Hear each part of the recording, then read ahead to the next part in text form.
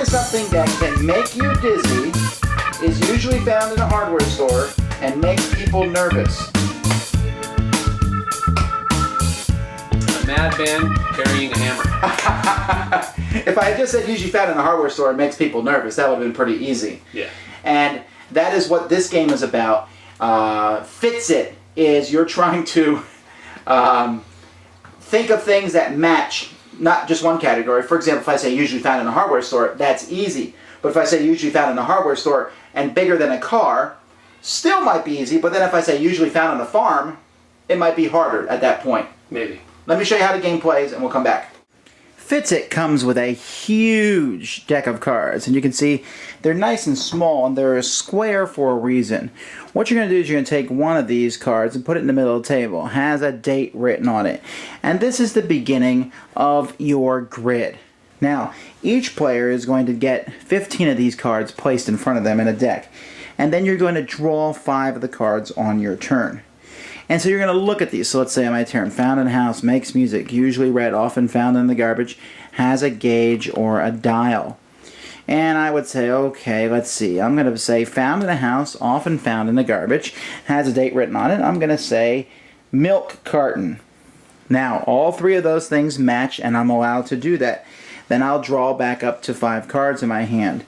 The next player might say, safe to flush down the toilet, and often found in the garbage, tissues.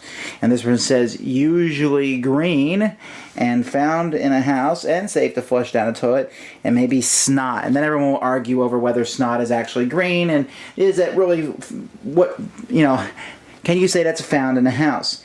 If you manage to lay down 4 or 5 cards in your turn, you may discard that many cards from your pile to someone else's pile. If you lay down a card in a row that makes 5 cards, you can do the same thing.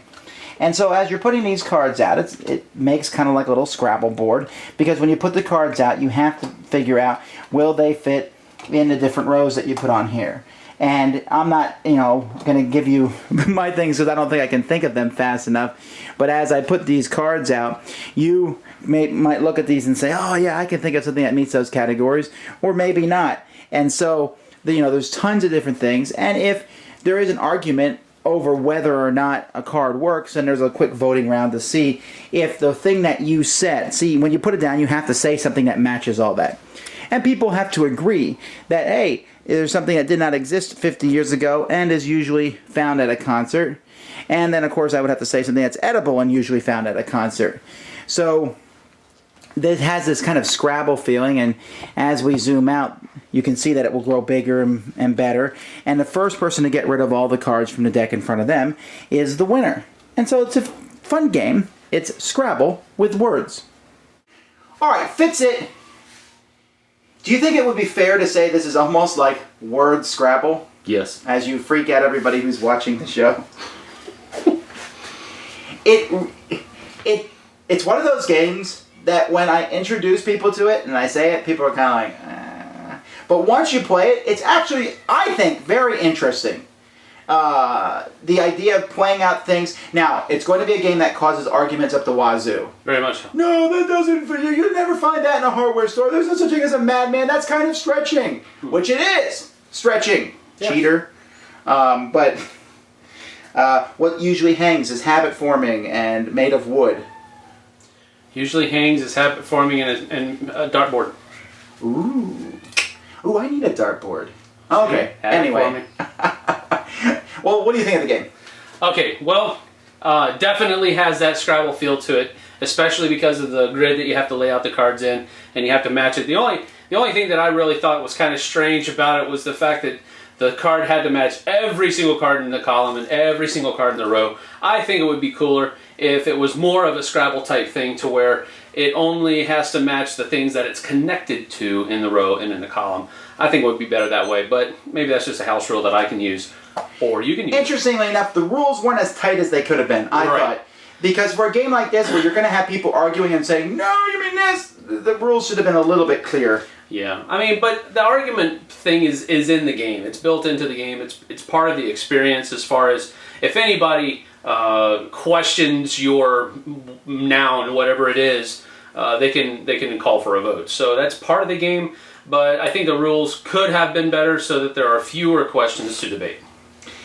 Well, I like it. I don't know that I'm going to go on record and say it's the greatest game ever, or a great party game, or even one but I'm going to hang on to it for now because I can see a lot of people that this would work really well with. Yeah. I have a ton of adult friends. I mean, this will work with teenagers, but I have a ton of adult friends. Like, if, let's say a couple comes over to my house, and me and my wife want to play a game, this is one that I can easily see working in that situation. Right. Because it's something that anybody can get into. It provokes discussion. Mm-hmm. So that's a really good use of the game. Plus, it's Game Right, and their whole shtick really is family-oriented games, small group-oriented games to where everybody can have fun, and it engages the entire group. So I'm going to go ahead and go first, and I'm going to put one thumb, and I'm going to fit it right into the frame just like that. All right. Well, I'm going to give this something that's found on a hand and points upwards, and Zip-boo! yeah, I'm running out of things already. Hard going second, isn't it? Yeah. Hard going second. It's good, so I'll give it a card up. A card up. Ooh, it's so lame. Yeah. All right. See you next time. All right. Thanks so much for watching the Dice Tower videos. Find more great videos and reviews, as well as our top-rated audio podcast at Dicetower.com. You can also find the latest board game news at Dicetowernews.com. I'm Eric Summerer, and you've been watching The Dice Tower. The Dice Tower is sponsored by Fun Again Games, the world's best game source. Fun Again Games has over 5,000 games available. Check them out at funagain.com.